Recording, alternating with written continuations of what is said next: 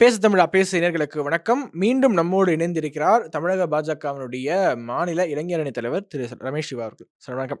வணக்கம் பிரதர். நல்லா இருக்கீங்களா? நல்லா இருக்கேன். நல்லா இருக்கீங்களா? ஐ அம் ஃபைன் சார். சார் நேத்து பார்த்தீங்கன்னா, சென்னையில ஒரு ட்ராஜடி. நீண்ட நாளுக்கு பிறகு ஏர்ஃபோர்ஸ் நிகழ்ச்சி ஒண்ணு நடந்திருக்கு மெரினா கடற்கரையில. அதை கண்டுகளித்த 5 நபர்கள் உயிரிழந்திருக்காங்க. நெறைய பேரு மயக்கம் அடைஞ்சு ஹாஸ்பிட்டல்ல சேர்த்திருக்காங்க. ஒரு கம்ப்ளீட்டான மிஸ்மேனேஜ்மென்ட் நடந்திருக்கு. ஆனா, இத வந்து அண்ணாமலை அவர்கள் கூட ட்வீட் போட்டிருக்காரு. திமுக அரசாங்கத்துடைய ஃபெயிலியர் என்று. ஆனா, திமுக அரசாங்க தரப்புல என்ன சொல்றாங்கன்னா, எங்களுடைய ஃபெயிலியர் கிடையாது. நாங்க அனைத்து முன்னேற்பாடுகளுமே செஞ்சுட்டோம். இதை அரசியலாக்க வேண்டாம் என்று மீண்டும், மீண்டும் சொல்லிட்டு இருக்காங்க சார். பாஜக அரசியலாக்குதான்னு கேட்கறாங்க. இல்ல இப்போ நாங்க இந்த இடத்துலயும் ட்வீட்ட போட்டு அரசியல் ஆக்கல. எப்போ இந்த பிரச்சனைலாம் வருதுன்னா, 15,00,000 பேர் வரப்போறாங்கன்றது முதல்ல மிஸ்மேனேஜ்மென்ட்ன்றத அவங்க ஒத்துக்கொள்ளணும். இது வந்து ஒப்புக்கொள்ளாம இருந்து தப்பிக்க முடியாது 1. 2வது வந்து இத பொறுத்தவரைக்கும் ஐஏஎஃப் வந்து எவ்வளோ நாட்களுக்கு முன்னாடி 15,00,000 பேர் வருவாங்கன்னு சொன்னாங்க. இது லிம்கா புக் ஆஃப் வேர்ல்ட் ரெக்கார்ட்ஸ்க்காக நம்ம பண்ண போறோம். 15,00,000 பேர் வந்து எதிர்பார்க்கப்படுறதுன்ற விஷயம் தெளிவா சொல்லியாச்சு. அதுக்கு பிறகு இங்க இந்த இடத்துல மேனேஜ் பண்றதுக்கான சக்தி யார்கிட்ட இருக்கு? யார்கிட்ட பவர்ஸ் இருக்கு? கண்டிப்பா மாநில அரசாங்க கிட்ட தான் இருக்கு. நீங்க என்னலாம் செஞ்சிருக்கணும்? காவல்துறை அதிகாரிகள அதிகப்படுத்தி இருக்கணும். டிரான்ஸ்போர்டேஷனுக்கு, லாஜிஸ்டிக்ஸ்க்கு. 2வது என்ன பண்ணியிருக்கணும்? தண்ணி இருக்கான்னு பார்த்துருக்கணும். அடுத்து என்ன பண்ணியிருக்கணும்?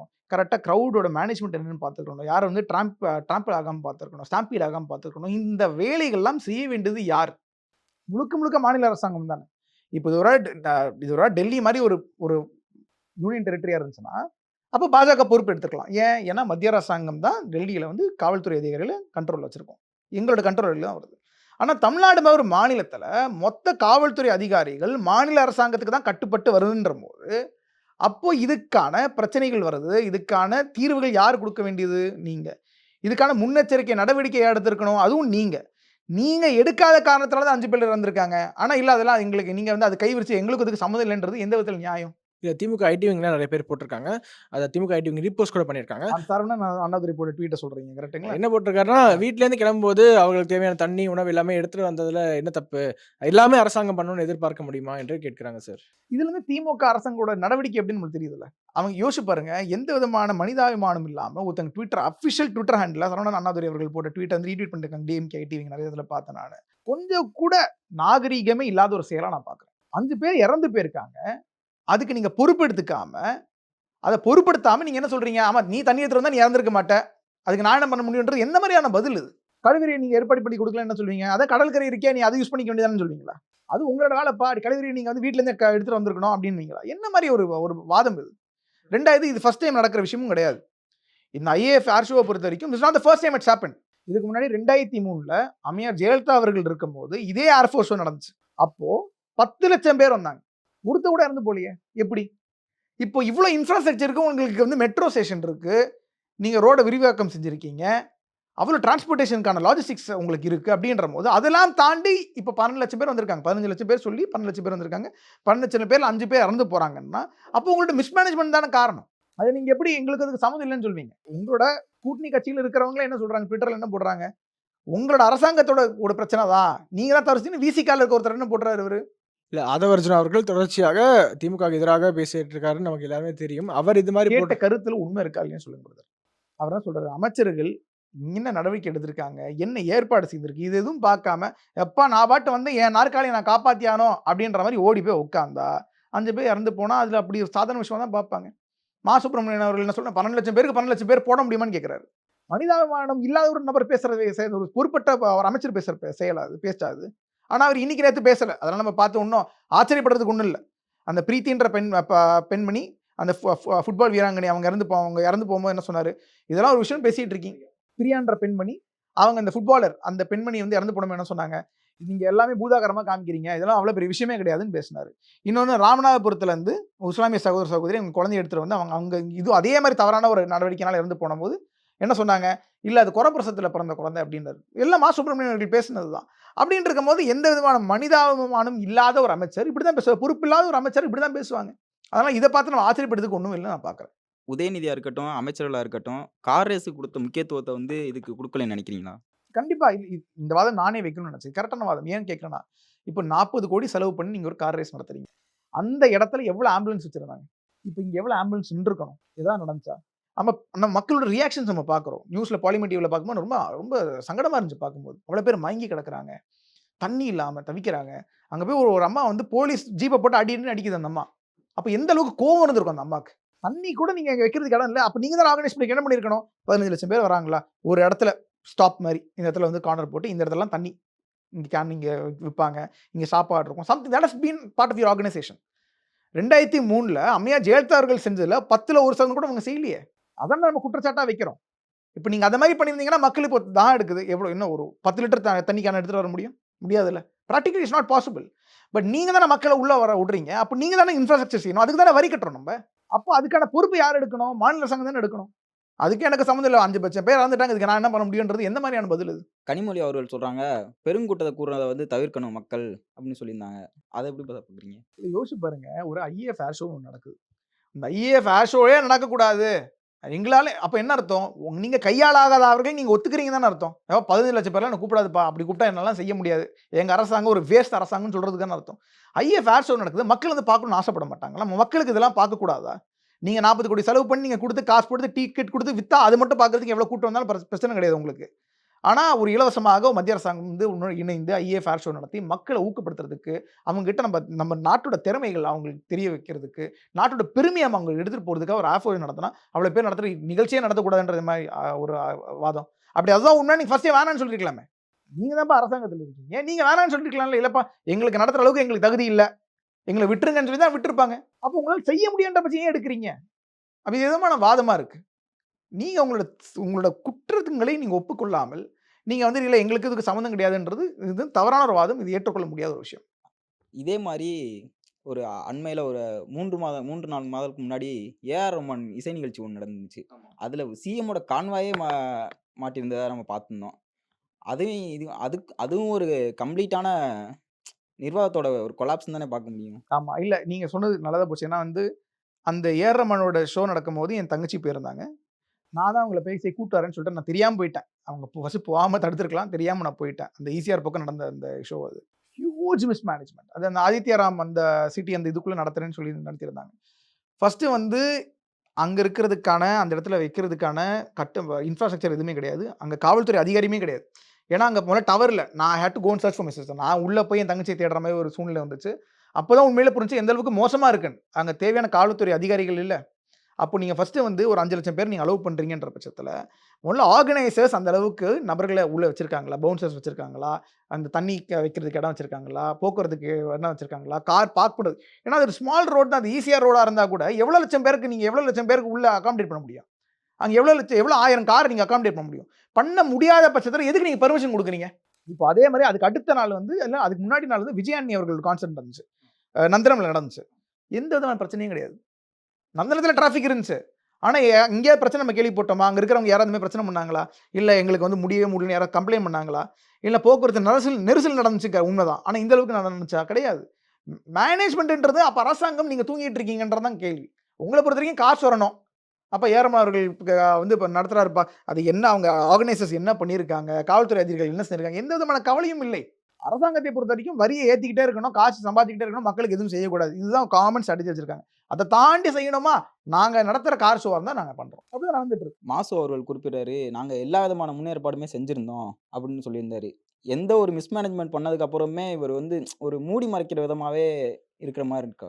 இல்ல அதான் பிரதர் சொல்றேன். சுப்பிரமணியன் அண்ணன பொறுத்தவரைக்கும் கவர்ன்மெண்ட் ஹாஸ்பிட்டல்ல நடக்கிற எவ்வளோ இழப்புக்கு அவர் எப்படி பதில் சொல்லியிருக்காருன்னு நம்ம பார்த்துருக்கோம். ஸோ இந்த அரசாங்கத்தை பொறுத்தவரைக்கும் வந்து இதெல்லாம் என்ன 5 பேர் வந்துட்டாங்க இதெல்லாம் பெரிய விஷயமா? அப்படின்ற மனநிலையில தான் இருப்பாங்க. ஒரு சின்ன குழந்தை ஒண்ணு இறந்து போகுது. அதுக்கு அவர் சொல்ற பதில் பாருங்க. பிரசவத்துல பிறந்த குழந்தை அது இறந்துருச்சு அப்படின்றது என்ன மாரி ஒரு வாதம்? எப்படி நீங்க ஒரு அமைச்சர் அப்படி ஒரு சாதாரண மனுஷன் எப்படி பேச முடியும்? ஆனா அப்படி இருக்கும்போது அந்த அமைச்சர்கள் கிட்ட நீங்க அவ்வளவுதான் எதிர்பார்க்க முடியும். அந்த அவங்களோட அமைச்சர்களோட அரசியல் நாகரிகம்ன்றது அவ்வளவுதான். தனி மனித நாகரிகமும் அவ்வளவுதான்றது புரிஞ்சுட்டு நம்ம வந்து மூவ் பண்ணிக்கணும்னு நினைக்கிறேன். அவ்வளவுதான். இதையே இப்ப இவங்க சரியா கையாளாத தனத்துல அ கையாளல அப்படிங்கிற ஒரு இதுல, இனிமேல் வரப்போற மழையா இருக்கட்டும், அது வேற இன்னும் வடகிழக்கு பருவமழை அதிகமாவே வரும்னு வேற சொல்லியிருந்தாங்க. அப்ப அதெல்லாம் இவங்க எப்படி கையாளுவாங்கற ஒரு கேள்வி இருக்குல்ல சார்? இல்ல அதுக்கு தான் 33 போட் வாங்கிட்டாங்களே அப்புறம். அதாவது யோசிச்சு பாருங்க ஒரு அரசாங்கம் 2000 கோடி பண்ணி அதாவது வந்து எனக்கு நல்ல ஞாபகம் இருக்கு. போன வருஷம் முடிஞ்சுட்டு இங்க கூட நான் தம்பியோட தான் நான் வந்து இன்டர்வியூக்கு வந்தேன். ரொம்ப தட் வெரி வெல். போன வருஷத்துக்கு வந்து 2000 கோடி செலவு பண்ணிட்டேன்னு சொல்லும்போது, அப்பவே மாநிலத்துறை அண்ணாமலையான் அவர்கள் சொன்னாரு. இதுல வந்து மிஸ்மேனேஜ்மென்ட் நெறைய இருக்கு. 2000 கோடில அவங்க செலவு பண்ணல. எந்த வேலையும் நடக்கலன்னு ஒரு குற்றச்சாட்டு வச்சாரு. அப்ப எல்லா அமைச்சர்களும் அதான் ஒவ்வொரு அமைச்சர் ஒவ்வொரு ரேட்ட சொன்னாங்க. மேயர் அம்மா என்ன சொன்னாங்கன்னா, 80% வேலை முடிஞ்சுச்சுன்னாங்க. அதே நாளன்னைக்கு முதலமைச்சர் என்ன சொன்னாங்கன்னா, 88% வேலை முடிஞ்சிருச்சு அப்டின்னாரு. அதாவது 2000 கோடியில 88% எடுத்துக்கோங்க. 2000 கோடியில 80% வேலைன்னு எடுத்துக்கோங்க. அப்புறம் வந்து கே.என்.நேரு அவர்கள் சொன்னாரு. அப்புறம் வந்துட்டு பொன்முடி சொன்னாரு. எல்லாம் ஒவ்வொரு சதவீதம் சொன்னாங்க. கடைசியில மழை வெள்ளம் கடைசியா சொன்ன ஃபிகர் என்னன்னா, 90% முடிஞ்சிருச்சு வேலை அப்டின்னாங்க. 2000 கோடியில 90% வேலை முடிஞ்சுச்சுன்னாங்க. வெள்ளத்துல எல்லாம் மிதந்துட்டு இருக்கும்போது, அப்புறம் எல்லாரும் மைக்க பிடிச்சு கேட்கும்போது என்ன சொன்னாங்க, 40% தான் வேலைய முடிச்சிருக்கோம்னு அப்பதான் கே.என்.நேரு வாய தொறந்து சொல்றாரு. உண்மையா? இப்போ 1 வருஷம் நடந்துருச்சு. அந்த சம்பவம் நடந்து 1 வருஷம் நடந்துருச்சு. இப்போ மீதி 60% நீங்க முடிச்சிருக்கணும்ல. நீங்க என்ன சொன்னீங்கன்னா, 2000 கோடி நாங்க செலவு பண்ணி பண்ணியிருக்கோம். இந்த 2000 கோடி நான் செலவு பண்ணி முடிச்சுட்டேன்னா, ஒரு சொட்டு தண்ணி கூட வெளில நிக்காதுன்ற விஷயத்த நீங்க தான் சொன்னீங்க. இஃப் ஐ ஸ்பெண்ட் 2000 crores 2000 கோடி நாங்க செலவு பண்ணி முடிச்சிட்டோம்னா, நிக்கவே நிக்காது அப்படின்னு நீங்க தான் சொன்னீங்க. அதுக்கப்புறம் கடைசியில மழை வெள்ளம் நடந்ததுக்கப்புறம் 40% நீங்க. இப்ப அந்த 60% நீங்க முடிச்சிருப்பீங்க. உங்க வாதம்படி வந்துச்சுன்னா, உங்க வாதிப்படியே வச்சுப்போம். அப்படி வச்சுக்கிட்டோம்னா, அப்ப எதுக்கு போட்டு? நீங்க 2000 கோடி செலவு பண்ணியிருப்பீங்களே. 2000 கோடி செலவு பண்ணி ஸ்டார்ம் வாட்டர நீங்க கரெக்ட்டா சென்னை முழுக்க போட்டிருந்தீங்கன்னா, எப்படி தண்ணி நிக்கும்? அப்ப என்ன விஷயம்னா, இவங்க 2000 கோடி செலவு பண்ணி அத செய்யறதுக்கு தயாரா இல்ல. அந்த 2000 கோடி செலவு பண்ணி பண்றதுக்கு, வெள்ளத்துக்கு போட்ட வாங்குனா போதும்னு பார்க்குறேன். 33 போட் வாங்குனா போதும். 35 போட் வாங்குனா போதும். மீதியெல்லாம் என்ன பண்ண போறோம்? இவங்களுக்கு வந்துட்டு போற இடத்துல பிஸ்கட் குடுக்க போறோம், பால் குடுக்க போறோம். அது குடுத்து இவங்கள ஓட்டா மாத்தலான்ற மனநிலையில தான் இருக்காங்க. 2000 கோடி செலவு பண்றது பெட்டரா? இல்ல 100 கோடி செலவு பண்றது பெட்டரா? 100 கோடி செலவு பண்றது பெட்டர். அப்படிதான் நெனைப்பாங்க அவங்க. அப்ப நம்ம இப்ப தயாராகிக்கணும் அவ்வளவுதான். 35 போட் வாங்கியிருக்காங்கன்னா என்ன அர்த்தம்னா, வேளச்சேரியில, சென்னையில எங்கேயோ இருக்கீங்கன்னா, மழை வரதுக்கு முன்னாடி 4 நாள் முன்னாடி எங்க ஊர் பக்கம் போயிருந்தோம்னு அர்த்தம். நாங்க எங்களுக்கு தலையெழுத்து நாங்க இங்க தான் இருந்தோம். நாங்க ஒரு பக்கம் போட்ட புக் பண்ணி ரெடி பண்ணி வெயிட் பண்ணிருக்கணும். ஒரு வேளை நீங்க அப்படி தப்பி தவறி இங்க இருந்தீங்கன்னா, நான் போட்ல வந்து இங்க இன்டர்வியூ குடுத்துட்டு போறேன் உங்களுக்கு. பிரச்சனை கிடையாது. ஏன்னா வேளச்சேரியில தான் நீங்க இருக்கீங்க. நேத்து போனாட்டி நடந்த சம்பவம் எனக்கு நல்லா ஞாபகம் இருக்கு. நீங்க அட்ரஸ் இப்பயே சொல்லிட்டீங்கன்னா, உங்களுக்கு நான் போட் ரெடி பண்ணி வச்சுடுறேன். போட்லயே இன்டர்வியூ பண்ணி நம்ம பண்ணிக்கலாம். நம்ம இப்பயே நான் சொல்றேன். போட்ல தான் இன்டர்வியூ நீங்க பண்ணணும். கண்டிப்பா நடக்கும். போட்லயே வச்சு இன்டர்வியூ நம்ம செய்வோம். அப்ப நம்மளுக்கு தெரியும். எப்படி 2000 கோடி எப்படி செலவு பண்ணிட்டாங்க, எந்த அளவுக்கு வேலை செஞ்சிருக்காங்கன்ற விஷயம் அப்ப நமக்கு தெரியும். அண்ணாமலை அவர்கள் இல்லாத தமிழக பாஜகவினுடைய செயல்பாடு எப்படி இருக்கு? அதாவது வந்து இப்படி வேணா சொல்றேன். வி ஆல் மிஸ் அண்ணாமலை அண்ணா. அது ஃபிராங்க்லி தட்ஸ் த ட்ரூத். அதாவது வந்து கண்டிப்பா ஒரு ஒரு தலைவர் அவரோட அவர் ரொம்ப பாசமான ஒரு தலைவர். நம்ம எப்போ பார்த்தாலும் அவ்வளோ நல்லா இன்டராக்ட் பண்ணுவாரு. எப்பவுமே சிரிச்சு நம்ம கூட பேசுவார். We have so many interaction இருக்கும். ஸோ தலைவர் இல்லைன்றது கண்டிப்பா ஒரு கஷ்டமா இருக்கும். நான் வந்து ஒரு மாசம் முன்னாடி தான் அண்ணனுக்கு ஒரு மெசேஜ் அனுப்புனேன். அண்ணா வி மிஸ் யூ லாட் அப்படின்னு. Because it's true. தொண்டர்களாக வந்து எங்களுக்கு ஒரு எதிர்பார்ப்பு இருக்கும். தலைவரை பார்த்துக்கிட்டே இருக்கணும். ஒரு 10 நாள் ஒரு டே பார்க்கணும். ஒரு 5 நாளைக்கு ஒரு டே பேசணுன்ற ஒரு ஆசைகள்லாம் இருக்கும். அது கண்டிப்பா வி மிஸ் ஹிம். பட் அதெல்லாம் தாண்டி வந்து யோசிச்சு பாருங்க. எங்க கட்சிய பத்தி இட் ஸ்பீக்ஸ் வால்யூம்ஸ். ஒரு தலைவர் வந்து ஒரு ஒரு முக்கியமான ஒரு ஒரு தேசிய கட்சியோட ஒரு மாநில தலைவர். நான் 3 மாசம் நேரம் எடுத்து வெக்கேஷனுக்காக போல. படிக்கிறதுக்காக போறேன். எதுக்கு? I want to be a better leader. நான் வந்து இன்னொரு சிறந்த தலைவராக இருக்கணும். அதுக்கு நான் என்ன நான் வந்து எனக்கே நான் பயிற்சி குடுக்க போறேன் அப்படின்னு அவர் போறாருன்னா, எந்த அளவுக்கு மக்கள் மேல அன்பு வச்சிருக்கான்னு பாருங்க. இது சாதாரண என்ன பண்ணுவாங்க, இப்போ துபாய்க்கு போறது, முதலமைச்சரோட ஒரு குடும்பம் போவோம். துபாய்க்கு போவோம். அந்த பக்கம் பிரான்ஸுக்கு போவோம், ஈஜிப்ட்டுக்கு போவோம். ஏதாவது போய் அங்க போய் என்ஜாய் பண்ணிட்டு வருவாங்க. ராகுல் காந்தியா இருந்தாலும் தேர்தல் முடிஞ்ச உடனே அவர் வந்து யூரோப் பக்கம் எங்க அங்க வந்து போய் உட்காந்துருவாரு. ஆனா வந்து நான் ஒண்ணு அப்ஸ்கில் மை செல்ஃப்னு நினைக்கிற ஒரு தலைவர் நினைச்சு பாருங்க. ஸோ அவரை பார்க்கும்போது எங்களுக்கு பெருமையா இருக்கு. ஆனா of course we do miss him. எங்க காரியகர்த்தர்கள் எல்லாமே நாங்க என்ன நினைப்போம், அண்ணாமலை என்ன எப்போ வராங்க, எப்போ வராங்கன்னு தெரிஞ்சா கூட என் கட்சிக்கார என்ன நிர்வாகிகள் ஃபோன் பண்ணி கேட்பாங்க, அண்ணா எப்போ வர தலைவர் அப்படின்னு. ஏன்னா அதான் சொல்லிட்டாரு இப்பதான் அவர். ஆனா இல்ல நான் ஆனாலும் கேட்கணும்னு தோணுது அப்படின்னு. So we do miss him. But ஆனா அவர் வந்த பிறகு வந்துட்டு we are all gearing up. அதுவும் உண்மை. அண்ணாமலை அவர்கள் வந்த பிறகு கட்சியோட ஸ்பீட் எப்படி இருக்குன்னு நீங்க பாருங்க. 2026 தேர்தல் வரைக்கும் கண்டிப்பா ஓடிக்கிட்டே இருக்க போறோம். ஸோ முடிஞ்ச அளவுக்கு எவ்வளோ ஓய்வு எடுக்க முடியுமோ இப்போ நீங்க ஓய்வு எடுத்துக்கோங்கன்ற விஷயம் தான் நான் என் நிர்வாகிகள்கிட்ட சொல்லிட்டு இருக்கேன். 26க்கு கியர் அப்ங்கிறீங்க. 26ல திமுக ஆட்சிய வீட்டுக்கு அனுப்ப முடியும்னு ஒரு நம்பிக்கை இருக்கா உங்களுக்கு? கண்டிப்பா, கண்டிப்பா. Ground level reality. Ground level reality is also this. நீங்க வந்து 2024 தேர்தல் வரைக்கும் பொறுத்தவரைக்கும் பார்த்தீங்கன்னா, they have little bit of down side. But apart from that நிறைய கட்சிகள் உடைஞ்சிருக்கு அப்படின்ற விஷயங்கள் நம்ம பார்த்தாகணும். And this are first election also. நாங்க வந்து 2024 தேர்தலை பொறுத்தவரைக்கும் ஒரு பெரிய அளவுல எங்களோட தலைமையில ஒரு கூட்டணியை ஃபர்ஸ்ட் டைம் அமைச்சிருக்கோம் தமிழ்நாட்டுல. இதுக்கு முன்னாடி 2014 நீங்க கம்பேர் பண்ண ஏன் முடியாதுன்னு நான் நினைப்பேன்னா, அப்போ வந்து கேப்டன் விஜயகாந்த் அவர்கள் இருந்தார். ஸோ அவரோட கம்ப்ளீட் வாக்கு சதவீதம் வந்து பாஜக இந்த பக்கம் எடுத்திருக்கு. அந்த அளவுக்கு ஒரு வளர்ச்சி அடைஞ்சிருக்குன்றது சாதாரண விஷயம் கிடையாது. 2026 தேர்தலை பொறுத்த வரைக்கும் இது வந்து முழுக்க அண்ணாமலையினர்களுக்கான தேர்தல்ன்றது நாங்கள் நம்புறோம். ஸோ அது கண்டிப்பா அதுக்கான செயல்பாடுகள் கண்டிப்பா நம்ம வந்து 2026 தேர்தலை பார்ப்போம். நடுவுலயே நம்ம ஆதவ அர்ஜுனா பேர் நம்ம குறிப்பிட்டோம். அப்படியே கடந்து போயிட்டோம்.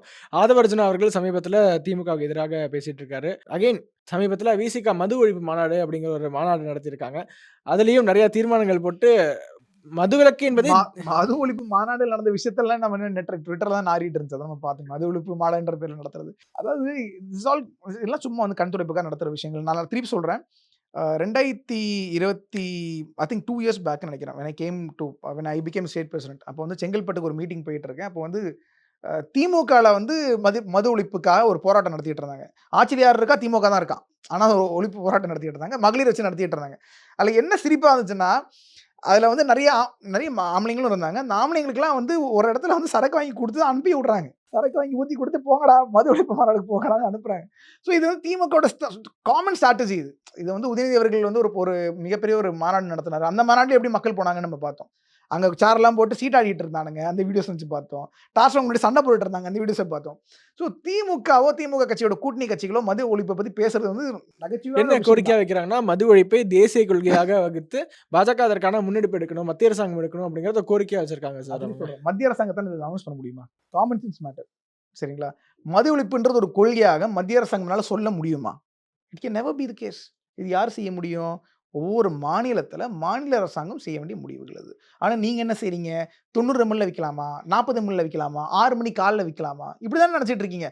உண்மையிலேயே மது ஒழிப்பு பத்தி அக்கறை இருக்கிற ஒரு கட்சிப்பா அப்படின்னு நெனச்சீங்கன்னா, எந்த அமைச்சராவது 90 எம்எல்ல விக்கணும்னு சொல்லுவாரா? இல்லன்னா காலைல 6 மணிக்கு விக்கணும்னு நெனைப்பாரா? காலைல 6 மணிக்கு என்ன சொல்றாரு? என் மக்கள்லாம் எவ்வளோ அவதிப்படுறாங்க பொங்குறாரு அவரு. ஏன் மது பொங்குறாரு? ஒழிப்பு லட்சியம், மதுக்கடைகளை குறைப்பது நிச்சயம். நேத்துக்கு ரகுபதி அவர்கள் ஒரு டயலாக் சொல்லியிருக்காரு சார். ஒரு கேள்வி கேட்கும்போது உங்களுக்கு சிரிப்பு வருது. எப்படி நான் ஸ்ட்ரெயிட் ஃபேஸா எப்படி நான் பதில் சொல்ல முடியும்? நான் திருப்பி அதான் சொல்றேன். ஒரு அமைச்சர் யோசிச்சு பாருங்க. காலைல 6 மணிக்கு நான் விக்கணும். மக்கள் வேலை செய்ய போற மக்களுக்கு நான் குடுக்க போறேன்றாருன்னா, மக்கள் எங்க வேலை செய்ய போறாங்க? கட்டுமானத்துறைக்கு வேலை செய்ய போறாங்க. இல்ல கூலி வேலை செய்ய போறாங்க. இப்ப கட்டுமானத்துறை என் துறையினால நான் சொல்றேன். இப்ப கட்டுமானத்துறைக்கு வர நபர்கள் காலைல 6 மணிக்கு தண்ணி அடிச்சுட்டு கட்டுமானத்துறைக்கு வேலைக்கு வந்தாங்கன்னா, விழுந்து இறந்து போனாங்கன்னா, அரசாங்கத்துக்கு ஏதாவது நிதி ஒதுக்கீடு செய்யுமா? ஏதாவது வந்து இல்ல இழப்பீடு குடுக்குமா? குடுக்காதுல்ல. காலைல 6 மணிக்கு முன்னாடி சரக்கு ஊத்தி குடுத்து நீங்க வேலைக்கு அனுப்புனீங்கன்னா, அவன் சரக்கு அடிச்சுட்டு ஏதோ வெட்டி வேலைக்கு தான் போவான். இல்ல பிரச்சனை பண்ணுவான். இல்லன்னா மதுவுக்கு அடிமையா எங்கேயாவது ரோட்ல படுத்து கிடப்பான். இல்லன்னா வேலை செய்ற வேலையில ஏதாவது ஒரு அவதூறான ஒரு விஷயம் நடந்து அவன் கீழ விழுந்து இறந்து தான் போவான். அப்போ இவங்களோட அக்கறை எங்க இருக்கு? நீ எங்கேயோ செத்து தொல. எனக்கு பாக்கெட்ல காசு வரணும். அப்படின்ற மாரி தானே இருக்கானுங்க. இவங்க மது ஒழிப்பு மாநாட பத்தி பேசுறதுக்கு என்ன அருகதை இருக்கு? கள்ளச்சாராயம் மரணம்ன்றது இந்த அரசாங்கத்தின் இந்த மரண அளவுக்கு எந்த இடத்துலயாவது நடந்திருக்கா? யோசிச்சு பாருங்க. கள்ளச்சாராய மரணம் 2 வாட்டி நடந்திருக்கு. ஏதாவது நடவடிக்கை எடுத்திருக்காங்களா? ஒண்ணும் கிடையாது. There will be no crack down. Because நடத்துறதே பாதி பேர் இவங்க நடத்துறது மாரி தான் இருக்கும். That's how it looks like. மதுவிலக்க பத்தி நீங்க பாஜக முன்னாடியே சொல்லியிருந்தீங்க. முதல் ஆண்டு 33%, அதுக்கப்புறம் 33%, அதுக்கு பிறகு கம்ப்ளீட் ரீஹாபிலிடேஷன்லாம் குடுத்து, ஆஃப் கோர்ஸ். இன்னுமே அந்த கண்டிப்பாக. நிலைப்பாடுல உறுதியா இருக்கீங்க. அதுல உறுதியாக இருக்கும். அது மட்டும் இல்லாம கல் விற்பனை பத்தி அண்ணாமலை அவர்கள் நெறைய சொல்லியிருந்தாரு. வந்து எப்படி கல் விற்பனைய நாங்க உயர்த்த போறோம். It's actual plan. வெள்ளரிக்கையா நாங்க போட்டு குடுத்துருக்கோம். இந்த மாரி இப்படி இப்படி பண்ண முடியும். பிகாஸ் நல்லா புரிஞ்சுக்கோங்க. நீங்க ஃபர்ஸ்ட் என்ன பண்றீங்கன்னா, you are making people addicted do something. நீங்க வந்து மது இல்லாம வாழவே முடியாதுன்ற நிலைமைக்கு நீங்க மாத்திட்டீங்க. ஏன் மாத்திட்டீங்க? ஒவ்வொரு வீதியிலும் கடைய வச்சிருக்கீங்க. போகும்போது அவனுக்கு கண்டிப்பா கை உறுத்த தான் செய்யும் அவனுக்கு. அப்படிதானே உண்மை விஷயம். கோவிட் டைம்ல எவ்வளவு மாசத்துக்கு மது கடைகள் தொறக்காம இருந்துச்சு? ரொம்ப மோசம். எவ்வளோ பேர் இறந்து போனாங்க அதனால? ஃபிராக்ஷன். அதானே உண்மை. அப்ப தொறந்தே ஆகணும்னு எதுக்கு நடத்தீங்க? அது மட்டும் இல்லாம அதிமுக காலத்துல தொறக்கும்போது அவ்வளோ சீன விட்டு நீங்க உங்க காலத்துல அதே தானே பண்ணீங்க. You are open to it. அப்படின்னு இருக்கும்போது, மக்களை பொறுத்தவரைக்கும் நீங்க you want them to be addicts. அவங்க மதுக்க வந்து இல்ல அடிமையா அகைன் என்ன சொல்றாங்கன்னா, ஆக்கிட்டீங்க. திமுகல முக்கியமான அமைச்சர் சொல்லியிருக்காரு சார். 2016ல நாங்க பூரண மதுவிலக்கு அப்படிங்கிற கொள்கைய எங்களுடைய மேனிஃபெஸ்டோல குடுத்தனால தான் எங்களுக்கு ஒரு கொஞ்சம் சீட்ஸ் குறைஞ்சது. இல்லன்னா நாங்க 2014 ஆட்சிக்கு வந்திருப்போம் அப்படிங்கிறாங்க. அப்ப மது ஒழிப்புன்னு சொன்னா மக்கள் கிட்ட ஏற்ப இல்லை ஏற்பு அப்படிங்கிற இல்ல. நான் திருப்பி சொல்றேன். அரசாங்கத்தை பொறுத்தவரைக்கும் மக்கள் என்ன விரும்புறாங்கன்னு குடுக்குறது அரசாங்கம் இல்ல. மக்களுக்கு எது நல்லதுன்னு பார்த்து குடுக்குறது ஒரு அரசாங்கத்தோட வேலை. மக்கள் என்ன வேணா விரும்பலாம். சரிங்களா? மக்கள் சொல்லலாம், "இல்ல எனக்கு நீ என் குழந்தைக்கு வந்து 10 வயசு குழந்தைக்கு நீ ஊத்தி குடுக்கணும்னு சொன்னா ஊத்தி குடுத்துருவீங்களா?" முடியாதுல்ல. It makes no sense. மக்களுக்கு எது நல்லதுன்னு உங்களுக்கு புரிஞ்சுகிட்டு, அத அப்பாற்பட்டு நம்மளுக்கு வாக்கு வருதெல்லாம் தாண்டி, அவங்களுக்கு என்ன நல்லது செஞ்சு புரிந்து கொண்டு பண்றது தான் நல்ல அரசாங்கத்தோட வேலை. ஒரு அமைச்சர் இப்படி சொல்லலாமா? நாங்க மது விலக்கு நாங்க ஆதரிச்சோம் ஒரே காரணத்துக்காக தான் வாக்கு குறைஞ்சுச்சுன்னு யாரோ ஒரு அமைச்சர் சொல்றது எவ்வளவு கேவலமான விஷயம். அப்ப அதுதான் உண்மைன்ற பட்சத்துல 2021 தேர்தல்ல நீங்க திருப்பி ஆட்சிக்கு வரும்போது அப்ப அந்த வாக்குறுதியை குடுக்கல சார். நீங்க வாக்குறுதியை நீங்க எழுதப்பட்டு குடுக்கல. உங்க தேர்தல் வாக்குறுதி எழுதி குடுக்கல. ஆனா கனிமொழி அம்மா அவர்கள் அவங்க தேர்தல்ல ஒவ்வொரு இடத்துல பிரச்சாரம் பண்ணும்போது என்ன சொல்லி பிரச்சாரம் பண்ணாங்க? எவ்வளவு தாலி இருந்துச்சு இப்படி தானே பேசுனாங்க. ஆனா எவ்வளவு தெளிவாக வாக்குறுதி எழுதாம குடுத்திருக்காங்க பாருங்க. மக்கள் நம்ம எவ்வளவு முட்டாளா இருந்திருக்கோம்னு நினைச்சு பாருங்க. இவங்க வாக்குறுதியை படிச்சு பார்க்க முடியும் எல்லாமே போய் நம்மளுக்கு தெரியும். நம்ம படிக்காம விட்டுருப்போம். எவ்வளவு தெளிவாக மைக்க பிடிக்குமோ ஒரு பேச்சு, ஆனா எழுதுமோ ஒரு பேச்சுன்னு பாருங்க. ஆனா கடைசியா அந்த அம்மாவே எப்படி திருப்பி பேசிச்சு பாருங்க. தேர்தல் வாக்குறுதியில் இருந்துச்சான்னு நம்ம கேட்டாங்க. ஆனா 2021 தேர்தல்ல ஒவ்வொரு தெருமுனையிலும் நின்னு பேசுனது என்ன? எவ்வளவு தாலி இருந்துச்சு. அப்படி தானே பேசுனாங்க. சோ இவங்க இரட்டை நிலைப்பாடு மக்கள் புரிஞ்சுக்கணும். அப்படி புரிஞ்சுக்காம இருந்தா எல்லா தாலியும் அறதான் செய்யும். இதுதான் உண்மை. இப்போ விசிக மது ஒழிப்பு பத்தி பேசினோம். விசிக கொஞ்சம் கொஞ்சமாக திமுக கூட்டணியில் விலகுவாங்கலாம் சில பேர் சொல்லிட்டு இருக்காங்க. உண்மை. என்ன சார்? அவங்க கூட்டணி பார்த்து நீங்க பாஜகக்காரங்க தொடர்ச்சியா கமெண்ட் அடிச்சுட்டே இருக்கீங்க. இல்லைங்க. நீங்க வேணா பாருங்களேன். திமுகவுல யாரும் இருக்க போறது இல்லைங்க. ரவிக்குமார் சொல்லிட்டாரு, வன்னியரசு சொல்லிட்டாரு, திருமாவளவன் சொல்லிட்டாரு. எல்லாருமே சொல்லிட்டாங்கல்ல சார். 2026ல இதே கூட்டணி தான்ட்டு. பொறுத்திருந்து பார்ப்போம் பிரதர். இல்ல சார் 6 பாஜக கூட்டணி மாசத்துக்கு வந்துருவாங்களா? மாசத்துக்கு ஒரு வாட்டி வந்து கூட்டணிலாம் மாறும். கூட்டணின்றது இப்ப யார் கையிலயும் இல்ல. பாத்தீங்களா? அதுக்கு ஒரு I am not even blaming them. VCK அவங்க மேல குற்றச்சாட்டு தான் வைக்கல. தேர்தல் கிட்ட வரும்போது நீங்களே ஒரு விஷயம் எடுத்து நீங்க ஏதோ ஒரு நிலைப்பாடு எடுத்து நீங்க மாத்தலாம். ஆனா வந்து கொள்கைக்காக அந்த கூட்டணியில இருப்பேன்றதெல்லாம் ஏத்துக்கொள்ள முடியாது. அப்படி கொள்கைக்காக தான் அந்த கூட்டணியில இருக்கேன் அப்படின்றலாம் நீங்க சொன்னீங்கன்னா, அந்த புதுக்கோட்டையில நடந்த சம்பவத்துக்கு இதுவரைக்கும் நிதி கிடைக்கலையே. அப்ப நீங்க அப்பவே கூட்டணி விட்டு வெளில வந்திருக்கணுமே. வேங்கவேல் நடந்த சம்பவத்துக்கு இது வரைக்கும் ஒருத்தர் கூட கைது செய்யல. எவ்வளவு நாட்கள் ஆச்சு? அண்ணன் திருமாவளவன் அவர்கள் உண்மையிலேயே நான் பட்டியலினத்தின் தலைவர் தானே சொல்றாரு. அப்ப நான் திருப்பி அதே கேள்வி நான் திருப்பி கேட்கிறேன். அப்ப வேங்கவேலுக்கு இது வரைக்கும் ஒருத்தரையும் நம்ம கைது செய்யலன்ற பட்சத்துல, நீங்க உண்மையிலே என்னோட கொள்கைய வந்து பட்டியலின மக்களுக்காக நான் தலைவனா இருக்கிறதா என்னோட கொள்கை அப்படின்னு நின்னீங்கன்னா, அப்ப இந்த கூட்டணிய விட்டு நீங்க வந்திருக்கணுமே வேணாமா? இப்போ பாஜக கூட்டணி இன்டாக்ட்டா இருக்கா சார்? எல்லா கூட்டணியும் மாறதான் பிரதர் செய்யும். பட் ஆனா நான் திருப்பி சொல்றேன். கொள்கை அடிப்படையில நீங்க சொல்றீங்களே, உங்க கொள்கைக்காக தான் நிக்கிறேன்னு சொல்றீங்களே. உங்க கொள்கைன்றது என்ன? பட்டியலின மக்களுக்காக நிக்கிற தலைவர் நீங்க சொல்லும்போது, அப்ப பட்டியலின மக்களுக்கு இவ்ளோ பெரிய ஒரு அநியாயம் நடக்கும்போது, ஒரு ஒரு கேவலமான ஒரு செயல் நடக்கும்போது, அப்ப நீங்க இந்த கூட்டணி விட்டு வெளில வந்திருக்கணும். இல்ல என்ன சொல்லிருக்கணும்? 3 மாசம் டைம் குடுக்குறேன்னு இருக்கணும். 5 மாசம் எதுவுமே இல்ல. 1 வருஷம் தாண்டி போயிட்டு இருக்கு. இன்னைக்கு அந்த மக்கள் வந்து 2026 தேர்தல்ல வாக்களிக்கவே போலங்க. உங்களுக்கு தெரியும். அந்த பூத்த சந்த மக்கள் போவே மாட்டேன்ட்டாங்க. அப்ப நான் அந்த அந்த தேர்தல புறக்கணிச்சுட்டாங்க. ஏன்? மாநில அரசாங்கத்தினால. அப்ப நீங்க உண்மையாவே அந்த கொள்கைய பிடிக்கிற நபர்களா இருந்தா, நீங்க என்ன பண்ணியிருக்கணும்? இந்த கூட்டணி விட்டு வெளில வந்திருக்கணும்ல. ஸோ வந்து கொள்கைக்காக அந்த கூட்டணி விட்டு வருவாங்க. இல்ல கொள்கைக்காக கூட்டணி இருக்காங்கன்றதெல்லாம் விஷயம் இல்ல. ஆதாயத்துக்காக கூட்டணி இருப்பாங்க. ஆதாயம் இல்லன்னா கூட்டணி விட்டு வெளில போவாங்க. இவ்வளவுதான் உண்மை. இப்ப ஏர்சோல் நடந்த மிஸ்மேனேஜ்மெண்ட்ட வந்து திமுக எதிர்க்கட்சியா இருந்தா எப்படிலாம் நமக்கு போராட்டம் பண்ணியிருக்கோம், எப்படிலாம் கையாண்டுருக்குங்கிறது நமக்கு எல்லாமே தெரியும்.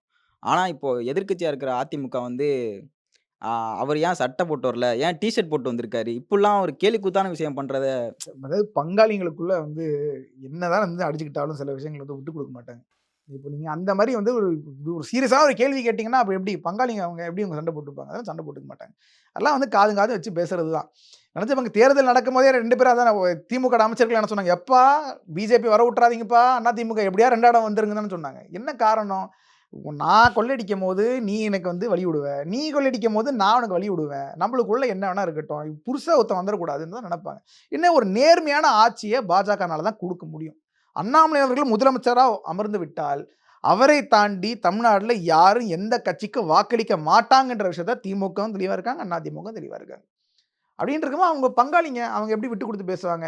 ஏன்னா இன்னும் கேட்கிறேன். இன்னைக்கு வரைக்கும் இந்த மாரி விஷயம்லாம் நடக்குது அப்படின்னும்போது, மீடியால அண்ணாமலை அவர்கள் மிஸ் பண்ணுவாங்களா? எடப்பாடி கிட்ட மைக் எடுத்துட்டு போறதுன்னு ஃபீல் பண்ணுவாங்களா? எல்லாம் அண்ணாமலை தான் மிஸ் பண்ணுவாங்க. அண்ணாமலை இருந்தா நீ இப்படி பேசியிருப்பாரு. டிஆர்பி இப்படி பறந்திருக்கும். மக்கள் இப்படி வரவேற்றிருப்பாங்க. அதான் நெனைப்பாங்க. இதான் இயல்பு. அண்ணாமலை அவர்கள் இருக்கிற வரைக்கும், திமுக செஞ்ச எந்த அநியாயமா இருந்தாலும் சரி, எந்த ஊழலா இருந்தாலும் சரி, ஃபர்ஸ்ட்டு மைக்க பிடிச்சுட்டு நீங்க முன்னாள் முதலமைச்சருக்கு போறீங்களா? இல்லன்னா அண்ணாமலையின் கிட்ட வரீங்களா? மீடியாவே அண்ணாமலை கிட்ட ஏன் வராங்க? ஏன்னா மக்கள் அண்ணாமலைய தான் பார்க்குறாங்க. Because he is the voice of the people. அதனால அதிமுக அப்படிதான் இருக்குன்றது நமக்கு தெரிஞ்ச விஷயம் தான். அதில ஒண்ணும் பெரிய ஆச்சரியப்படுறதுக்கு ஒண்ணும் இல்லன்னு நெனைக்கிறேன் நான். இப்போ 2026ல வந்து விஜய் அரசியலுக்கு வரதா சொல்லியிருந்தாரு. இப்ப தமிழக பாஜகக்கு இருக்கிற சவாலா என்ன பார்க்குறீங்க? தமிழ்நாடு பாஜகவுக்கு எந்த சவாலும் இல்லன்னு தான் நான் பார்க்குறேன். நல்லா புரிஞ்சுக்கோங்க. திமுக, அதிமுக வேற எந்த கட்சியா இருந்தாலும், அவங்களோட கட்சியோட கொள்கைய நம்பிலாம் மக்கள் வரல. ஒரு தலைவர்கள நம்பி வரலாம், ஒரு பெர்சனாலிட்டிய நம்பி வரலாம். கோர் பேஸ்ன்றது வந்து திராவிட பேஸ்ன்னு வச்சுக்கோங்க. திராவிட பேஸ்ன்னு வச்சுக்கோங்க. சரிங்களா? 2 இதுக்கும் திராவிடம் தான் பேஸ்ன்னு வச்சுக்கோங்க. திராவிட பேஸ விட்டு யாரோ வர வாய்ப்பு இருக்கு. ஆனா பாஜகவோட தொண்டர்கள்ன்றது வேற. இது வந்து இட்ஸ் கம்ப்ளீட் நேஷனலிசம். எங்களோட கட்சிய பொறுத்தவரைக்கும் நான் கண்டிப்பா 200% அடிச்சு சொல்றேன். எங்க கட்சியிலருந்து எந்த இளைஞரணி நிர்வாகி நான் இளைஞரணி தவிர இளைஞர்களுக்காக பேசுறேன். எந்த இளைஞர் நிர்வாகி அவன் விஜய் ஃபேனா இருக்கலாம், அஜித் ஃபேனா இருக்கலாம், ரஜினி ஃபேனா இருக்கலாம், கமல் ஃபேனா இருக்கலாம். யாருமே கட்சி விட்டு போமாட்டாங்க. ஏன் கமலுக்கு ஃபேன்ஸ் இல்லையா என்ன? கமல் கட்சி ஆரம்பிச்சுட்டாரு. எங்க எங்க கட்சியிலருந்து யாரோ ஒருத்தர் போய் நீங்க பார்த்திருப்பீங்க. திமுகலருந்து போய் பார்த்திருப்பீங்க. அண்ணா திமுகலருந்து போய் பார்த்திருப்பீங்க. விசிகலருந்து போய் பார்த்திருப்பீங்க. பாஜகலருந்து ஒரு முக்கியமான நிர்வாகி கமல் கட்சியில போய் சேர்ந்தா நீங்க பார்த்திருக்கீங்களா? கிடையாது. ஏன்னா எங்களோட கோர் தொண்டர்களை பொறுத்தவரைக்கும் உண்மையான அந்த கொள்கையை உள்வாங்கிட்டு வந்தவர்கள். இந்துத்துவ கொள்கையை உள்வாங்கிட்டு வந்தவர்கள். நேஷனலிசம் அந்த கொள்கையை உள்வாங்கிட்டு வந்தவர்கள். பாரத நரேந்திர மோடி அவர்களோட செயல்பாடுகளை பார்த்து உள்வார்ந்தவர்கள். அவங்க எந்த நடிகர் வந்தாலும் சரி, நடிகை வந்தாலும் சரி, அவங்க அதுக்காக they won't be swayed in politics. அவங்க அவங்களோட விசிறிகளாக கண்டிப்பா இருப்பாங்க. இப்போ விஜய் அவர்கள் படம் வந்துச்சு, கோட் வந்துச்சு நானும் போய் பார்த்தேன். வேற அஜித் படம் வந்துச்சு, I'll go and see. Definitely first day கிடைச்சா I'll go and see. ரஜினியோட படம் வருது, I'll go and see. I will go and see. But ஆனா எந்த காரணத்துக்கும் அவங்க அரசியல் வந்தானா I will never go. Irrespective of what. ஏன்னா மீதி கட்சி தொண்டர்களுக்கும் எங்க கட்சி தொண்டர்களுக்கும் மிகப்பெரிய ஒரு வித்தியாசம் இருக்கு. மீதி கட்சி தொண்டர்கள்லாம் அரசியல் இருக்கிறதுக்காக அந்த கட்சியில் இருக்காங்க. பாஜக தொண்டர்கள்லாம் பாஜகவில் இருக்கிறதுக்காக அரசியல் இருக்கும். ரெண்டுத்துக்கும் மிகப்பெரிய வித்தியாசங்கள் இருக்கு. ஸோ அதனால it will have zero impact on BJP. Okay sir. எங்களோட இணைந்து பல்வேறு கருத்துக்களை பகிர்ந்தமைக்கு மிக்க நன்றி. நன்றி. தேங்க்யூ. இந்த வாரத்துல 7 நாள், இந்த 7 நாள் 7 கிழமைகள்ல பிறந்திருந்தா அவங்களுக்கு எந்த மாதிரி விஷயங்கள் இதெல்லாம் செஞ்சா அவங்களுக்கு இதெல்லாம் இன்னும் கொஞ்சம் சக்சஸ்ஃபுல்லா இருக்கும், பவர்ஃபுல்லா இருக்கும்? ஏன்னா ஒரு கிழமையை போய் பெருசா பேசணுமா அப்படின்னா, நம்முடைய ஜோதிட சாஸ்திரமும் அந்த வான சாஸ்திரத்தையே வாழ்க்கையா வச்சிருந்தவங்க நம்முடைய மக்கள். இந்த மாதிரி ஆன்மீகம் மற்றும் ஜோதிடம் சார்ந்த இன்னும் பல வீடியோக்கள் பார்க்கணுமா? மறக்காம திருவருள் டிவிக்கு சப்ஸ்கிரைப் பண்ணுங்க. திருவருள் டிவியுடைய சேனல் லிங்க் இந்த வீடியோடைய டிஸ்கிரிப்ஷன்ல இருக்கு. உலக தமிழ் சொந்தங்களுக்கு வணக்கம். நான் ராஜவேல் நாகராஜன். பேசு தமிழா பேசு வலையொலியுடைய வளர்ச்சிக்கு நீங்களும் உறுதுணையாக இருக்கணும்னு நினச்சிங்கன்னா இந்த வீடியோடைய டிஸ்கிரிப்ஷனில் இருக்கக்கூடிய ரேசர் பே லிங்கை கிளிக் பண்ணுங்கள். அந்த லிங்க்கில் போயிட்டு உங்களுக்கு விருப்பமான தொகையை பேசு தமிழா பேசுவனுடைய வளர்ச்சிக்கு உங்களுடைய பங்களிப்பாக நீங்கள் கொடுக்கலாம். நன்றி, வணக்கம்.